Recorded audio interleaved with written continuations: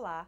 O COF, Centro de Orientação Familiar, iniciou suas atividades em 1968 com a proposta de ajudar os casais a descobrirem a felicidade e o amadurecimento da vida matrimonial. Trabalho pioneiro no Brasil, o COF tem ampliado muito as suas ações, atendendo também os mais novos, no projeto JOCA, Jovens do COF em Ação. Para conhecer todo esse trabalho, o programa Espaço Aberto de hoje conversa com Flávio Prado Marcondes, que é responsável pelo marketing da entidade, e assistente social Silvia Galvão. Gente, obrigada pela presença. Obrigada a você. Nós é que agradecemos. Flávio, eu começo questionando você sobre em que circunstâncias se percebeu a necessidade de se organizar como um grupo, como vocês fizeram, para lidar especificamente com o casamento. Bom, imagine você, 1968, evidentemente, seus pais talvez estivessem nascendo, não é verdade? Então, nós tínhamos uma outra história, uma outra realidade. E já tínhamos o problema do casal. O relacionamento do casal é anterior a toda essa condição. E sempre foi uma preocupação, cuidar da família. Porque a base da sociedade, a célula mínima da sociedade é a família. Então, uma família desestabilizada, você leva a uma sociedade estabilizada. Foi essa época que o padre Rolando Jalbert teve a ideia de reunir casais para que eles trocassem experiências, né? E experimentassem de uma maneira mais natural e mais próxima de problemas a serem tratados. E os casais viram que isso contribuiu com os problemas, porque eles tinham dificuldade de falar sobre as suas questões. E viu nesses outros casais mais próximos alguém que podia ser o seu confidente, alguém que ao falar do seu problema, você resolvia questões da vida conjugal. Então, o início, né, do Centro de Orientação foi a partir disso, né, trabalhar na recomposição da família. Evidentemente, de origem católica, a Igreja Católica ela preserva o matrimônio e vem trabalhando com isso, né? Agora, a gente sabe que hoje existem diversos tipos de terapia para casais, mas eu imagino que ainda exista um pouco de constrangimento por parte de um casal, principalmente com muitos anos de casado, de buscar ajuda para lidar com seus conflitos, né? É verdade. E eu acho que são fases, cada fase enfrenta um conflito diferente. É verdade. E aí existe essa necessidade de um diálogo que é complicado, né? Muito. De se abrir. Às vezes, quando você compartilha o seu problema com alguém que tem um problema parecido com o seu, parece que vai ficando mais fácil, né? Você nota que o mais difícil é você ter a coragem, primeiro, de reconhecer que você tem um problema. A maior dificuldade nossa é nós reconhecermos que temos um problema, porque sempre achamos que não temos problema. Eu acho que essa é a primeira coisa a ser vencida. E quando você convive com outros casais há bastante tempo, mais tempo, é como se fosse assim, se irmanando. E adquire mais liberdade para a fala. E acaba um falando, olha, eu tive um probleminha assim, bem pequenininho, ou eu conheço alguém que teve um problema, e isso foi se ampliando. E notaram que facilitou muito a aproximação das pessoas no trato dos seus problemas. Agora a gente está falando de família, né? O número de divórcios no Brasil cresceu muito nos últimos anos. Hoje, quase 140 mil casamentos são cancelados por ano no país, segundo dados do IBGE. Em 2006, esse número não chegava nem a 80 mil. E entre os principais motivos, de acordo com a pesquisa realizada por eles, está o aumento e as transformações socioeconômicas da sociedade. O IBGE descobriu, através dessa pesquisa, que a independência financeira da esposa e do marido acabou gerando mais oportunidade para se fazer a separação. Vocês acreditam, pela experiência que vocês têm compartilhado, esses anos todos de lidar com as questões familiares, que o número de divórcios aumentou de fato por conta dessa independência? Porque antes a gente tinha o marido que trabalhava, a esposa que passava mais tempo em casa cuidando dos filhos, e depois essa realidade foi mudando. A mulher foi conquistando o espaço dela, entrando para o mercado de trabalho. Ficou mais fácil ela dizer, não vou tolerar mais isso, vou embora, vou ver minha vida. Foi isso que aconteceu dos anos para cá? Perfeito, você foi em cima. E eu posso falar sobre isso. Eu estou no COF há 28 anos e estou no casamento há 42 anos com a mesma mulher. E namoro, como eu costumo falar, há 48 anos. Eu acho que continuar namorando foi o segredo nosso, né? Nós comemoramos a data em que começamos a namorar. Nós temos esse conceito daquela época que você mencionou. A minha mulher abdicou de uma vida profissional em prol da vida em nossos filhos. Isso é muito difícil de você encontrar hoje. Evidentemente, a mulher criando independência, eu acho que acabou havendo um pouco de exagero, não por culpa da mulher ou do homem. Eu acho que a natureza foi levando, a sociedade foi levando para isso. A mulher ocupando um espaço no profissional, ela realmente criou 2 chefes do lar. Passou-se a ter 2 maridos, né? 2 alimentadores do lar. E isso trouxe conflito na fase inicial, até que os homens se adaptassem a isso e as mulheres também se adaptassem. Porque sempre teve uma tradição de que, como o homem era quem mantinha a casa, Era mais sempre fácil. ele quem determinava o que mulher devia ou não subordinava. acontecer, né? A mulher E subordinava. agora são 2 pessoas dividindo os gastos. Isso. E as 2 responsabilidades, né, de educar os filhos e de também a autonomia financeira. Hoje o homem também ajudando em casa, que foi uma mudança, né, É. considerável. Evidentemente, isso trouxe, em minha opinião, assim, destruição de vários lares. E o trabalho que nós procuramos fazer foi no sentido de atualizar. Então, você vê que o nosso trabalho começou só com os casais, depois ele foi movimentado para o jovem. Por quê? Para preparar o jovem para o casamento também, para a vida cristã e para o casamento, já olhando com uma visão diferenciada, né? Então, essa foi uma tentativa, ao longo do tempo, de tentarmos ajustar os jovens da comunidade, que foram os filhos dos cofianos e depois todos que tiveram interesse, a conhecer um pouco mais isso, respeitar mais um ao outro, né?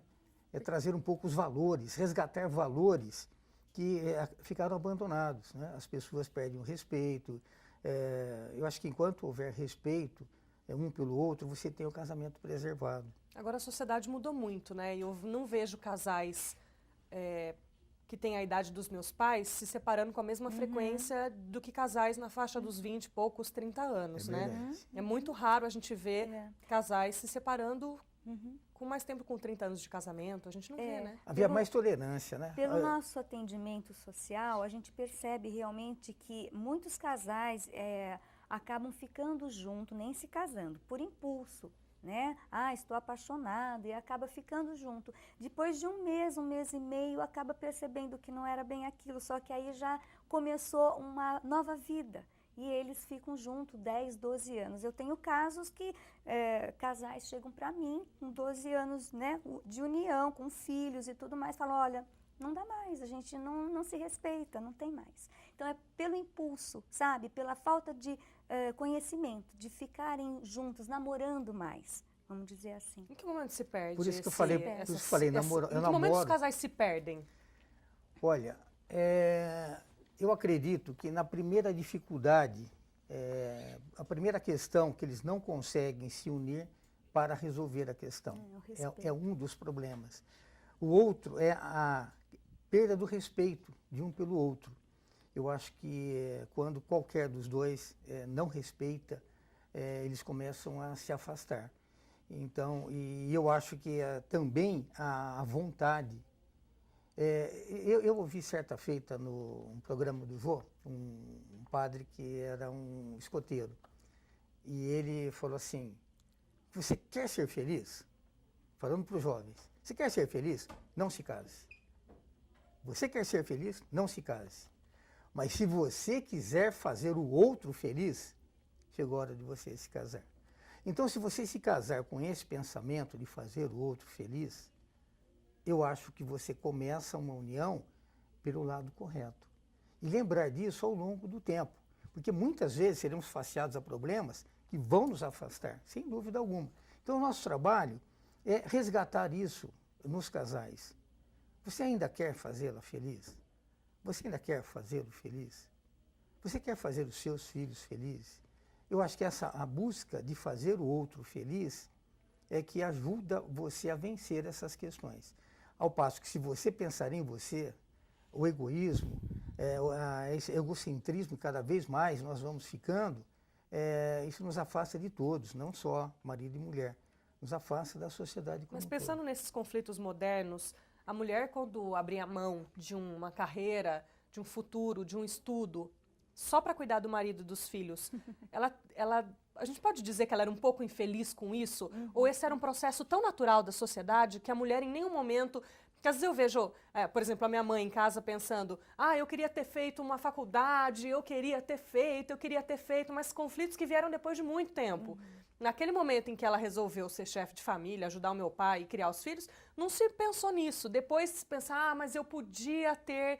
Existe esse momento da mulher dela pensar, será que é isso que eu quero para mim? Olha, isso é uma realidade, sem dúvida. A minha mulher, pena que ela não pôde estar aqui, né? Um sorrisinho igual o seu, assim, delicioso, que eu ainda amo hoje, tá? 48 anos, não mudou, né? Porque eu preservo esse rostinho, esse sorriso gostoso, que valeu a pena. E para ela fez isso. Então, ela deixou de se tornar uma profissional e ela investiu nos nossos filhos. Mas ela se realizou através disso. Ela se realizou de uma outra forma. Ela me ajudou a fazer uma faculdade, ela me ajudou a me formar. Ela foi a base para mim. Não fosse a minha mulher, eu teria sucumbido várias vezes, porque a minha vida teve altos e baixos. Ela segurou várias vezes a situação, mantendo a fé em mim, acreditando em mim. Então, acho que o maior valor da minha mulher foi esse, de acreditar em mim quando eu não acreditava em mim. Eu acho que esse valor que trouxe para ela, assim, ela viveu para isso, ela fez dos nossos filhos pessoas educadas, fortes, e felizmente todos formados, pós-graduados, e passamos por uma luta grande. Ela foi a base disso tudo. E ela sabe disso. Na experiência que vocês têm, Silvia, é bem por aí? O papel da mulher é de ser essa base de apoio para o marido e para os filhos? Ela tem um pouco pré-determinada essa função dentro dela? Pois de empurrar todo mundo para frente e segurar a família? Então, pois é. O que acaba acontecendo é que, como nós temos dois braços de ações, né, que são uma religiosa e a outra ação social mesmo, né, que a gente trabalha com a família, com a comunidade. Hoje nós percebemos que a mulher, ela realmente se integra na sociedade quando ela tem um estudo, quando ela é alguém, ela se destaca como alguém, e não só como mãe, não só como mulher, né? Ela tem uma profissão, ela tem algo a oferecer para a sociedade. Então, o que acaba acontecendo? Em vários conflitos que eu acabo atendendo, nós percebemos que os homens não aceitam essa situação de ver a mulher, sabe, deslanchando na sua profissão. Porque a minha casa agora está ficando abandonada, porque meus filhos não estão tendo o carinho necessário, né? Então a mulher está se desdobrando, está quadriplicando o seu trabalho, né? E ela dá conta, né? E ela dá conta e gosta, né? Hoje a gente percebe uma mudança muito grande, né, de realidades.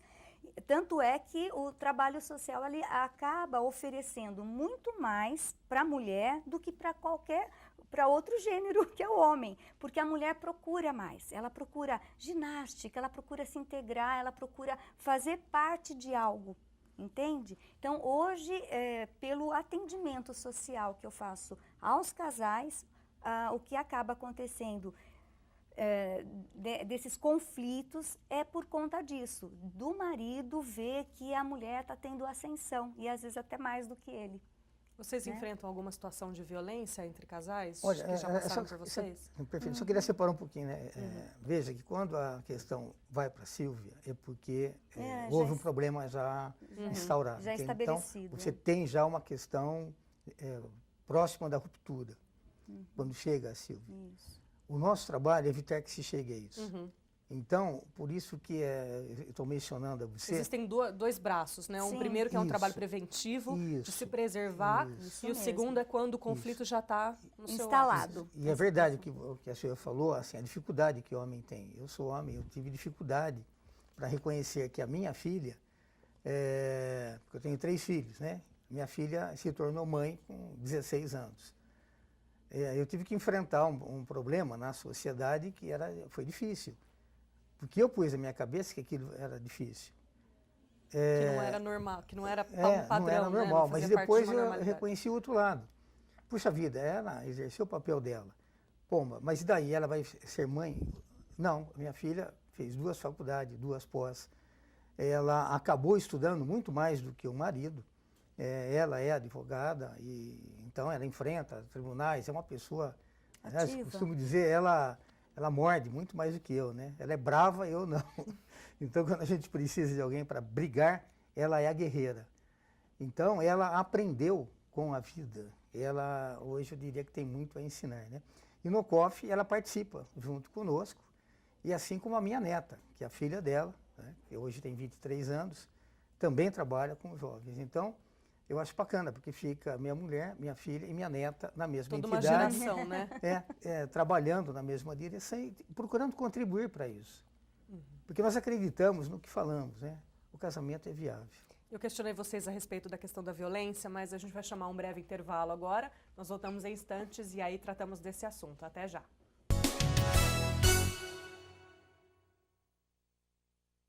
Você fica constrangido quando encontra uma pessoa com deficiência?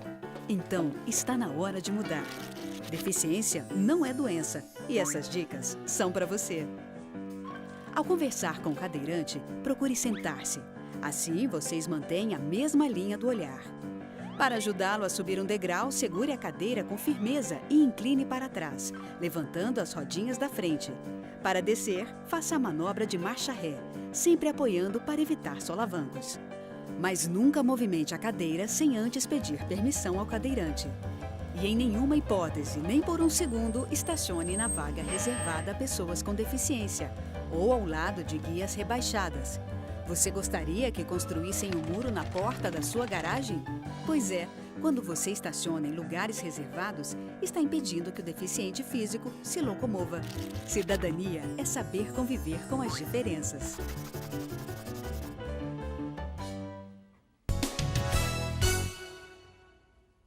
Estamos de volta com o programa Espaço Aberto, hoje conhecendo o trabalho do Centro de Orientação Familiar. Está com a gente aqui o Flávio Prado Marcondes, ele que é o marketing da entidade, e a Silvia Galvão, que é assistente social do COF.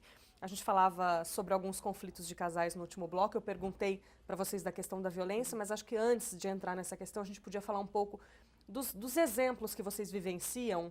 O que vocês podem trazer do que mais aparenta ser simples entre os casais, mas o que vai desgastando ao longo do tempo, que vocês atendem lá?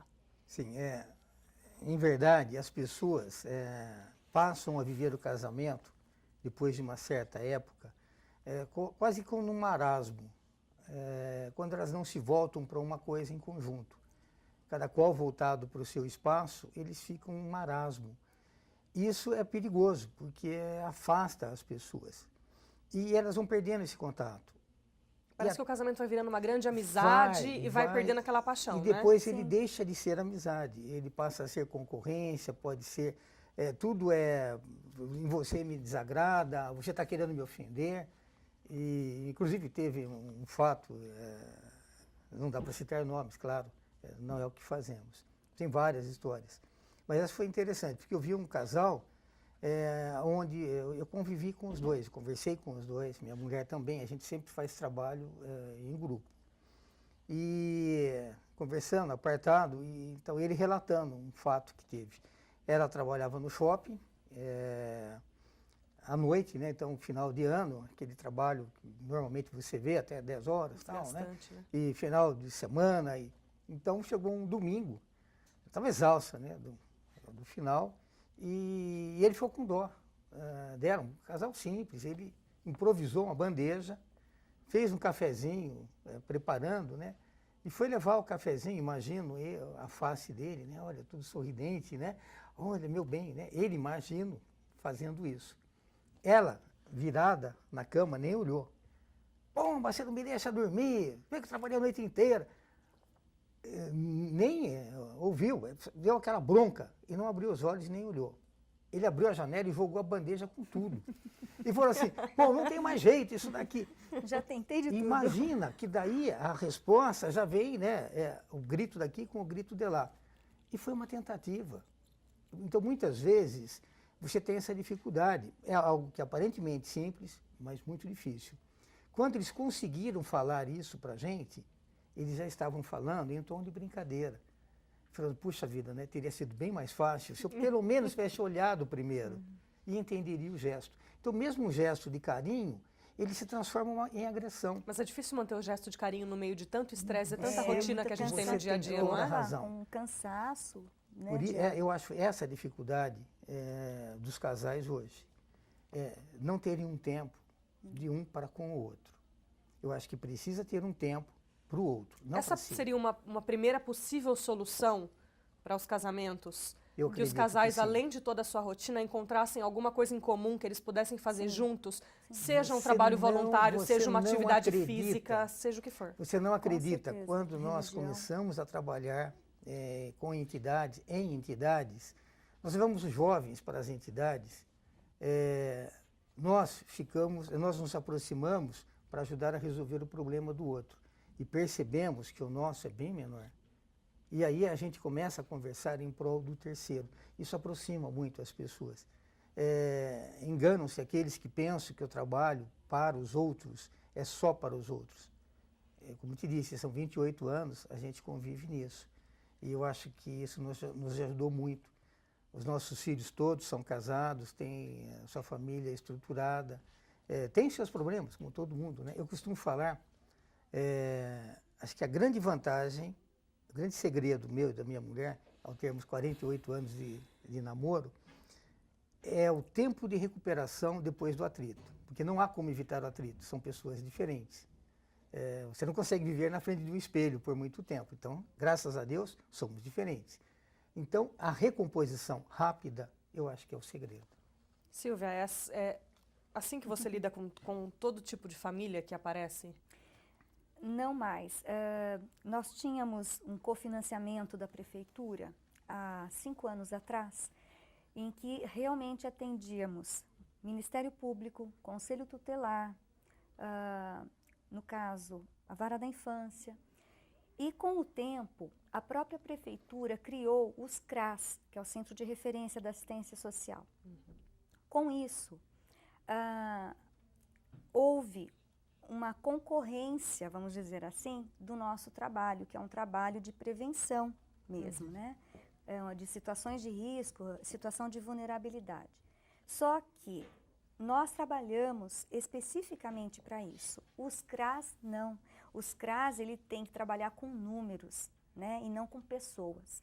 Então, o que acaba acontecendo? A prefeitura deixou de nos dar o cofinanciamento por conta dos CRAS que começaram a existir. 11 CRAS, hoje são 13 em Campinas. Só que o trabalho psicossocial, que seria da dupla psicossocial, uma assistente social e uma psicóloga, tá? Para fazer um trabalho dinâmico com a família, ela existe nos CRAS, só que de forma muito superficial, tá? Eles trabalham com número para mandar para o governo, nós não, nós trabalhamos com o ser humano. Tanto é que hoje eu estou sendo chamada pelo Ministério Público para atender famílias que eles não têm dado conta, nem postos de saúde, centros de saúde, centros comunitários, CRAS, nem CREAS, não dão conta. Então, eles estão solicitando o nosso auxílio novamente e hoje a gente não tem esse cofinanciamento e estamos no limite do nosso atendimento dentro do trabalho psicossocial. Quantas famílias vocês chegam a atender lá? 60 famílias. Nossa, bastante gente. É bastante. Então, só que dentro desse mundo, desse universo, a gente atende criança, jovem, né, adolescente, o próprio casal, idosos, tá? Então, são pessoas de faixa etária completamente diferente. Só que nós tentamos fazer um trabalho de superação da família, de fortalecimento de vínculos dentro da família, para que ele saia desse atendimento psicossocial e tenha o apoio fora, ou seja, dentro da família e dentro da comunidade.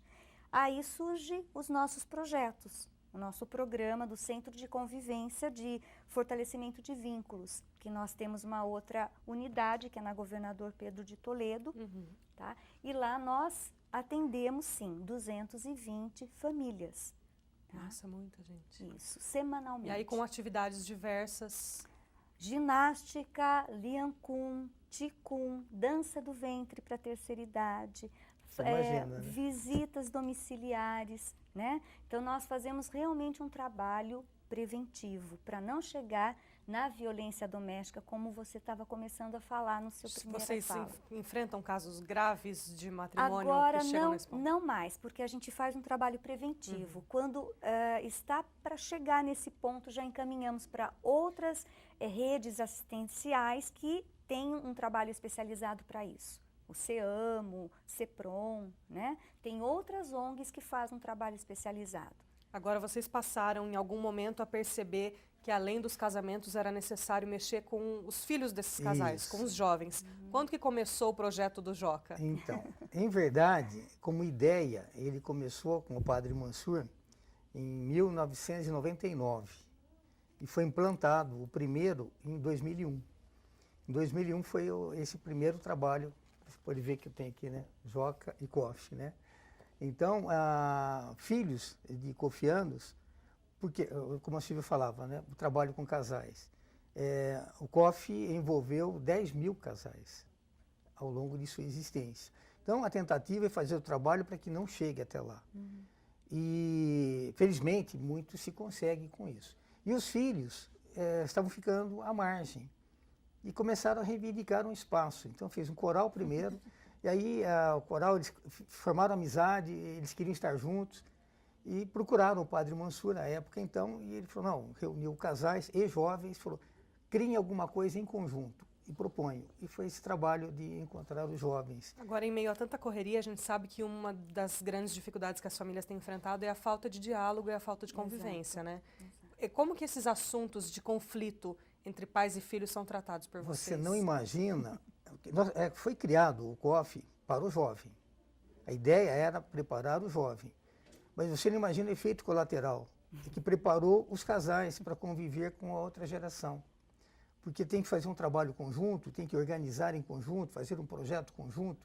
Os casais estão aprendendo a conversar com os filhos e os filhos com os pais.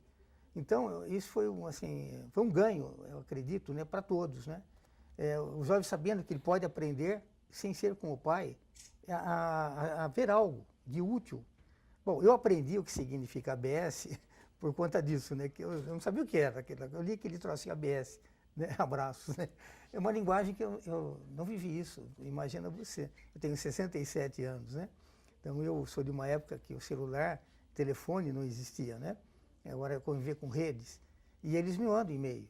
E eu sou obrigado a falar com eles na rede, eu tive que aprender a conversar com eles. Então eles me ensinam coisas, uma linguagem que metade eu não entendo, e metade é abreviado, mas eu sei o que eles querem. Eu aprendi a conhecê-los, né? E a gente consegue conviver bem. Enquanto os jovens na rua, eles me cumprimentam, e ao contrário, né? E como que funciona a questão dos conflitos dos jovens hoje, pelo que vocês têm acompanhado? Quais são as maiores dificuldades que eles têm com eles mesmos? Olha, nós vimos assim vários conflitos de família que eles veem nesses encontros de jovens a oportunidade para desabafar. Então, a repressão, muitas vezes, os pais não se apercebem, o filho solta nesse momento, porque é feito um trabalho para que ele fique à vontade. E o interessante é que eles falam não só com jovens, mas procuram casais para que os ouçam. Então, eu acho que aí fica uma oportunidade, né? E tem uma parte desse trabalho com jovens que é levá-los a um local que eles não acessariam normalmente. Eu costumo chamar depósito de lixo humano, onde pessoas são descartadas, são jogadas fora, jogadas no lixo, né? A maior parte são ex-drogados que são abandonados pela família por furto, roubo que fazem em casa. E ficam jogados. E essas pessoas são reunidas em algumas entidades. O Miro é uma delas, tem várias. E então para que elas tenham um fim digno. E nós levamos os jovens para que vejam isso. Então eles aprendem no mínimo duas coisas. Se ele abusa, onde ele pode chegar. E segundo, é ser humano com alguém, é fazer algo por alguém. Então ele ajuda a obter um donativo para essa pessoa. E ele vai lá, toma café, conversa com essas pessoas e ouvem essas pessoas. Nós levamos também os jovens para o asilo, para que eles, e a gente chama, olha, fale com você amanhã. Lembrando, ele vai ser assim amanhã. E ao eles conversarem com os idosos, eles trazem esperança para os idosos e eles aprendem a respeitar os seus pais. Eu acho que muito daquilo de rebeldia, que é natural, que quando nós vamos, o jovem ele vai consolidar valores agora. Então ele é contra, para ele validar os seus valores. E é uma oportunidade eles perceberem esse mundo externo. Então a gente acha que essa oportunidade, além do aspecto cristão, que eu nem estou mencionando aqui, porque o aspecto cristão é dado em todas as igrejas, e o COF também, ele é apoiado dentro da igreja católica. Mas esse outro lado, é a vida como ela é mostrar ao jovem que a vida é dura, ela tem esse lado que as pessoas não passam. E aí ele, conhecendo isso, muitas vezes eles mudam. Falta um pouco de humanização. A Silvia falava da questão da humanização no atendimento psicossocial para essas famílias. A gente percebe alguns comportamentos de conflito dos jovens e adolescentes nos últimos anos. Agressão entre adolescentes e professores nas escolas, as meninas se agredindo, foram vários casos recentes que apareceram na mídia de meninas nas escolas regulares se agredindo. Em que ponto se perdeu, a juventude se perdeu tanto? Então, eu tenho um caso para contar. São histórias de vida, né? A maioria dessas crianças e adolescentes que têm essa rebeldia, com toda certeza, ela tem uma raiz, tá? Uma imagem para que ela possa se melhorar ou não. Então, o que acaba acontecendo? A grande maioria, como você falou no primeiro bloco, são de pais separados, às vezes não tiveram os seus pais vivenciando o seu crescimento, foram os avós, tá? Que acabaram crescendo com essas crianças. E o que existe, se a gente se colocar no lugar do outro e o outro pensar, nossa, meu pai não me quer, minha mãe não gosta de mim, eu vivo com meu avô, minha avó, quem sou eu? Essa é o começo da rebeldia. E também, com certeza, a falta de fé, religião, a falta de amor, de solidariedade, companheirismo. Tudo isso envolve a agressividade dos jovens. Eles precisam de alguém que impõe um limite, e o limite está ligado ao amor. Né? O pai que ama impõe um limite, diz, não, esse não é o caminho, não faça. Eu acho que a palavra correta é o que você acabou de usar, o não. Os jovens não conhecem o não. Falta o não. Porque o não é quando você educa, é quando você mostra que a vida em sociedade não é todo o espaço que você pretende, mas sim que há algum limite. Eu acho que a falta disso é a ausência dos pais, como a Silvia mencionou, a ausência dos pais na formação dos filhos. Exato. Os pais são fundamentais na educação dos filhos. Os meus filhos falavam assim, mãe, por que o pai demora tanto para falar não? Por que ele não fala não de uma vez? Porque eu ficava questionando o que eles pretendiam. Por que eles queriam? No início, nossa, dava muito trabalho. Mas felizmente hoje, eles não são submissos, nunca foram, e eles sabem que existe limite. Então os valores que eles criaram para as suas vidas são valores que eles aprenderam em algum lugar. Nós temos uma história até interessante. Eu e minha mulher, nós somos adotados como pais. Nós somos pais adotados. Não, um jovem que nos adotou como pais. Ele perdeu o pai, nem conheceu o pai, perdeu a mãe, vivia próximo na rua, conheceu um dos meus filhos batendo nele na rua. E aí eles formaram uma amizade a partir daí, e ele veio para a nossa casa. E passou a conviver conosco, não morando em casa, mas aproveitando. E foi interessante que certa feita, e ele agora, ele tem quase 40 anos, 38 anos, né? Casou, tem um filho, o filho dele nos chama de avós, né? Nosso neto. Mas é interessante que ele passou por várias experiências. E ele mencionando certa feita, em um depoimento que ele fazia, perguntaram, pô, mas o que fez você mudar de vida?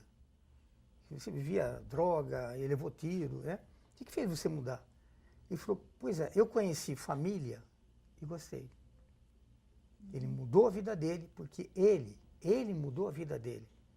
Então, eu acho assim... Ele que desconhecia esse conceito de convivência. Eu acho muito bacana Referência aquela menção do Mandela, né, que está passando naquele filme Invictus, né, que já faz tempo que passou e volta e meio ele ressurge. Ele menciona o seguinte: eu sou o dono do meu destino e o capitão da minha alma. Eu repeti essa fala dele aqui no texto porque eu achei espetacular e esse jovem é um exemplo disso. Ele foi o dono do destino dele e ele é o capitão da alma dele. Ele é um profissional hoje, ele é cabeleireiro, é nosso sócio num salão de beleza que ele dirige. Ele tem a mulher dele, eles trabalham, tem uma convivência, ele mudou a vida dele. Ele mudou. Por quê? Ele conheceu família. E ele quis aprender com isso. Então, eu acho que a falta disso hoje, de um exemplo, levar valores, porque às vezes a gente não se apercebe o quanto a gente pode transmitir a alguém, o quanto a gente pode ajudar alguém. A gente sempre acha que, não, mas não adianta eu falar, não tem mais jeito, ninguém acredita mais, está tudo acabado. Flávio, isso aí é bobagem, isso aí, você é um sonhador. Porque eu acho que o amor é a essência da vida. O amor é a essência da vida. E amar é você fazer coisas sem querer nada em troca. É deixar de ser mercenário. Então, quando você se propõe a fazer algo para alguém, só com a intenção de ajudar alguém, você já está modificando alguma coisa. Eu me lembro de um amigo que falou assim: Flávio, eu quero atuar para ajudar a sociedade, porque senão os meus filhos não terão de viver. Isso faz muito tempo, e esse que era rapaz à época já morreu, Nico, que convivia com a gente no COF. E essa realidade continua. Se não fizermos nada, não teremos onde viver. Então é engano imaginar que eu me fecho em casa e está tudo resolvido. Não adianta ficar falando que o poder público não está fazendo segurança. Não, a segurança nós daremos se nós tivermos a coragem e deixarmos de ficar alheios aos problemas, como se eles não fossem nossos. Eles são nossos, sim. Nós podemos resolver com todas as pessoas que temos acesso. Aqueles com as quais trabalhamos, com as quais passeamos, brincamos, bebemos. Enfim, essas pessoas podem ser alteradas por um gesto nosso. Porque não é só fala, é um gesto. É você ser humano, é você sentir vida. Sentir vida é amar. É amar a vida, amar o ar, o sol. É amar. E amar é você querer o bem do outro. E querer o bem do outro não é uma fala, não é um discurso. Faça para o outro, você vai ver que delícia que é. Eu me arrepio quando eu falo, porque é o que eu sinto. Eu não me arrependo, eu tenho esse discurso há muitos anos. Os meus filhos repetem esse discurso. Eles fazem isso também. Eles nunca se opuseram a que a gente se dedique a alguma coisa. Eles estão sempre prontos também a participar e compartilhar. Eu acho que se todos fizermos um pouquinho só, um pouquinho, nós vamos mudar. Esse é o programa Espaço Aberto. Estamos tratando a respeito das famílias com o Centro de Orientação Familiar. Nós vamos a um breve intervalo e voltamos em instantes. Até já.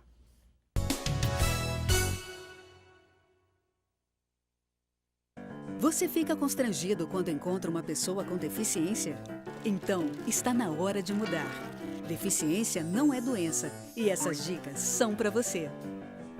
Ao encontrar uma pessoa cega, toque em seu braço e se apresente antes de começar a conversa. Para caminhar, coloque a mão da pessoa cega no seu ombro ou no cotovelo dobrado. Deixe que ela acompanhe o seu corpo e avise com antecedência sobre a existência de barreiras. Nunca faça carinho ou dê alimentos ao cão-guia. Ele está trabalhando para o cego e não pode ser distraído. O cão-guia também pode entrar em qualquer ambiente público. É um direito garantido por lei. Cidadania é saber conviver com as diferenças.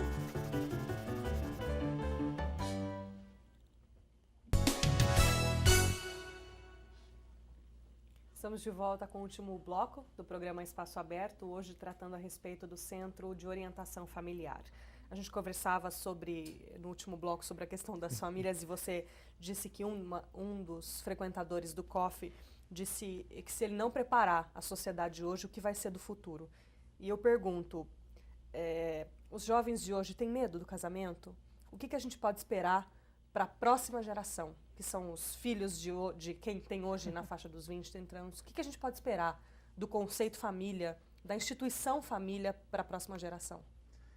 Olha, eu diria para você, claro que varia muito de um para outro, mas eu acho que uma boa parte dos jovens, eles têm medo de ter uma responsabilidade adicional. Porque é um comprometimento além do dele. Porque é muito gostoso você ser livre, não é verdade? Então você, eu vou fazer isso, eu quero. Então você só se preocupa com você. Muito mais fácil. E você pode contar com o carinho da casa e você fica mais tempo sem.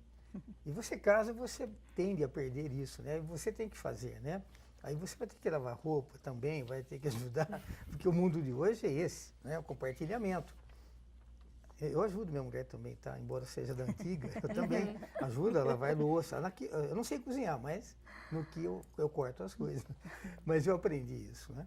Agora, os jovens não, eu acredito que eles são mais preparados para a individualidade.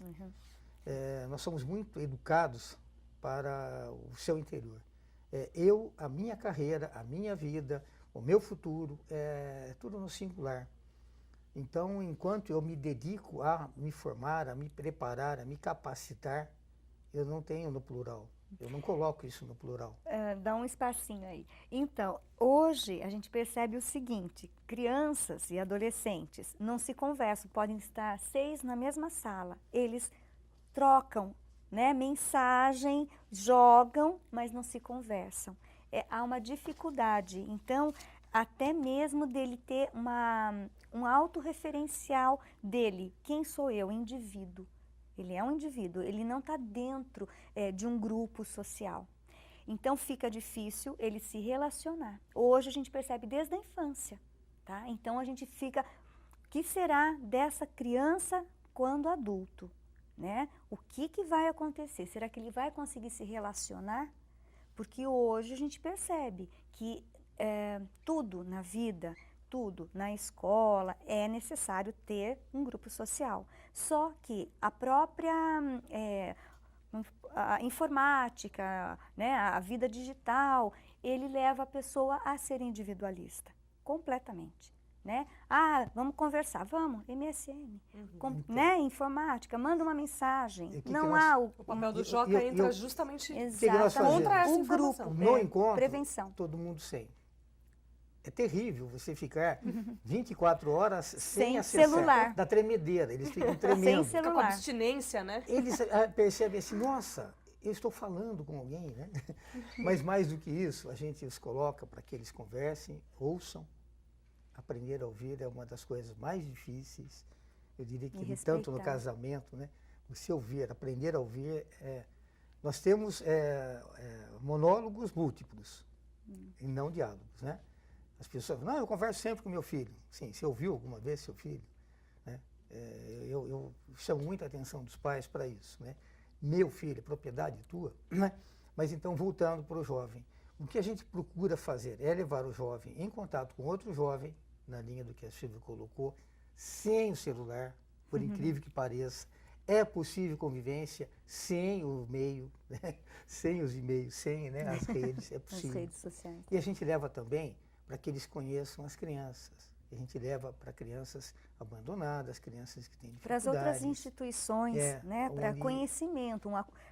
O que é um trabalho de acolher uma criança? O que é um abrigo, então, né? De criança, de idoso? Certa feita, nós fomos... Como chega a isso? Né? Nós fomos lá no Jardim Lelisa e preparamos lá com os jovens, que eu digo nós, né? Casal e jovem, né? Todo mundo trabalhando junto, principalmente eles, que eles são muito melhores, né? Eles criam muito mais, eles agem muito mais, infelizmente.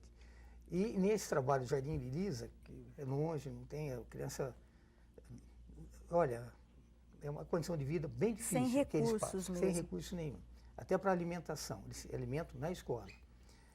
E assim, eles ajudaram a preparar, comprar presente para levar, e ficaram 3, 4 meses convivendo com aquelas crianças. E daí no dia do evento, tal, eles viram o seguinte, as menininhas, né, assim, para aquela fila, né, de criança, para se pintar. Aí começaram a ver o seguinte, por que a fila onde vai pintar é grande e onde tem os doces, os alimentos, ela é pequena? Nós ficamos observando, né, por que será? Aí nós percebemos, as crianças saíam da pintura, iam lavar o rosto e voltavam para a fila. O contato. Sabe por quê? Porque as O meninas punham as crianças sentadas no colo e ficavam conversando enquanto pintavam. É o contato, é Eles o carinho perceberam da troca. o quanto faz falta uma atenção, um carinho. O que estava vestido de Papai Noel, que nossa, foi agora que ele entrou, aquele rebu, né, um ícone, o Papai Noel, e a gente colocou, ele ficou sentado e vinha cada criança e sentava. Quando terminou o dia, era um garoto, esse menino não parava de chorar. Ele falou, meu Deus, o que eles vêm pedir para o Papai Noel é o bem emprego para o pai, para a mãe, as crianças, né? Então, eu acho que isso faz com que ele se aproxime das crianças. E a gente teve um vereador que passou por uma experiência parecida. Ele Olha. até chegou a postar nas redes sociais que ele foi visitar uma das creches e chamou uma criança carente para perto de si e disse: o que eu posso fazer para te ajudar? Ela falou: não, eu só quero uma creche que eu possa estudar e comer. Olha só. Então, não é mais aquela criança que pensa numa bicicleta, a criança que pensa no videogame, a criança que pensa numa viagem. Uma criança que só quer viver em paz. Isso. E você E numa imagina, relação familiar, né? olha, e Dentro. um abraço de uma criança, ela muda qualquer um. Então, o jovem, quando recebe um abraço de uma criança, ele começa a repensar a vida dele, porque é tão gostoso. E restabelecer novas prioridades. Claro. Quem tem filho sabe disso. A delícia que é o abraço de um filho. Então, eu acho que isso acaba chamando o jovem, né, para a sua condição natural de vida, ele deixar de pensar só nele, né?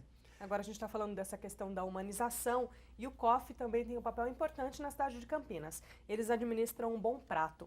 O Bom Prato que é um programa de segurança alimentar do governo do estado e que serve 2.000 refeições por dia ao preço de R$1 e também o café da manhã ao preço de 50 centavos. Hoje são 47 já unidades no estado de São Paulo. Em que momento o COF passou a administrar o Bom Prato de Campinas? Então, em 2000, foi assinado o convênio, né, com o estado de São Paulo. E o COF, então, a partir daí, ele assumiu esse trabalho. E o que o COF procurou colocar? À frente dele sempre esteve, desde o início, o Helber, né, que foi diretor, né, do Centro de Orientação, e ele se apaixonou tanto que agora ele fica lá direto, né? Se você for ao Bom Prato, você vai ver o Helber lá todos os dias, né? Ele não consegue sair de lá. Ele administra. Então, ele adora aquilo lá. Mas, em verdade, além de servir uma refeição que é balanceada, uma refeição que é feita com todo cuidado e zelo, o COF não tem ganho nenhum, né? Ele simplesmente Repassa todas ele as viabiliza isso. Mas eu acho que o tom diferente, o tempero que eu acho que tem aí, não é o alimento. É esse atendimento de quem está lá. É o tratamento. É o tratamento das pessoas. Várias com pessoas, respeito, isso, dignidade. Várias pessoas têm dificuldade de movimentação, então bate, derruba.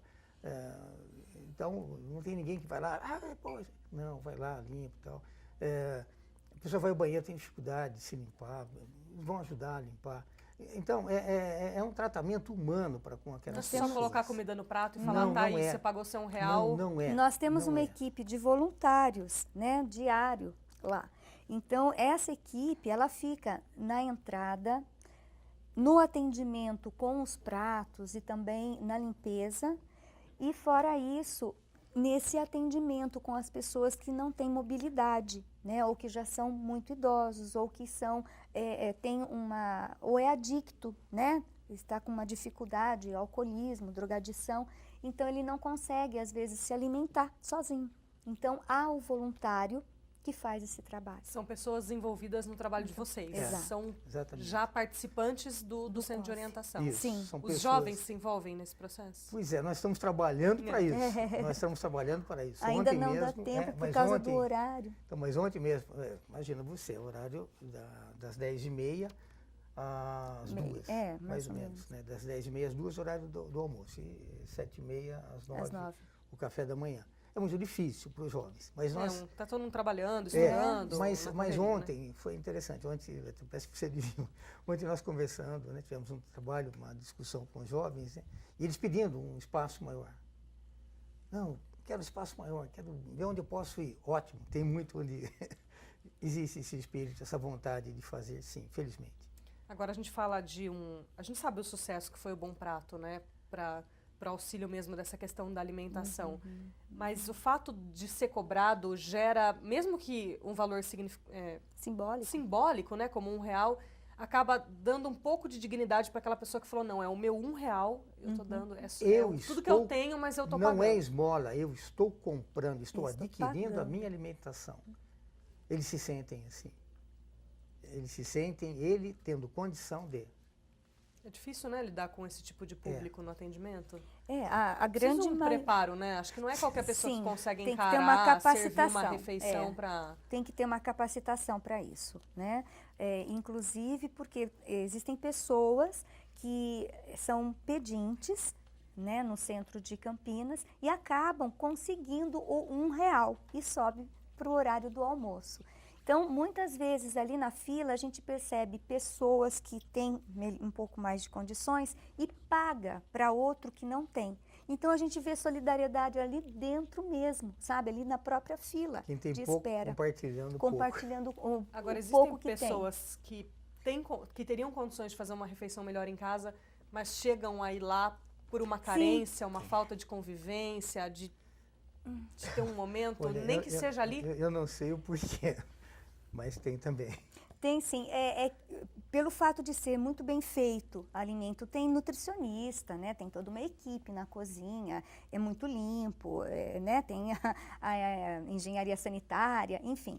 Então, o que acaba acontecendo? As pessoas também, elas utilizam do Bom Prato não só por ser carentes, mas sim por ser uma alimentação propícia, uma alimentação sadia. Tá? E, inclusive, nós sabemos que muitas pessoas que são balconistas, comerciantes da região do centro, utilizam muito do Bom Prato. Tem gente que vem de fora para cá. É mais prático, muito mais para barato. pegar uma alimentação ali. Mas o que você falou é verdade. Você tem dificuldade hoje para conversar com pessoas de outras formações, de outra condição de vida. Você tem medo, muitas vezes, porque... Infelizmente, né, a insegurança faz com que você se afaste das pessoas.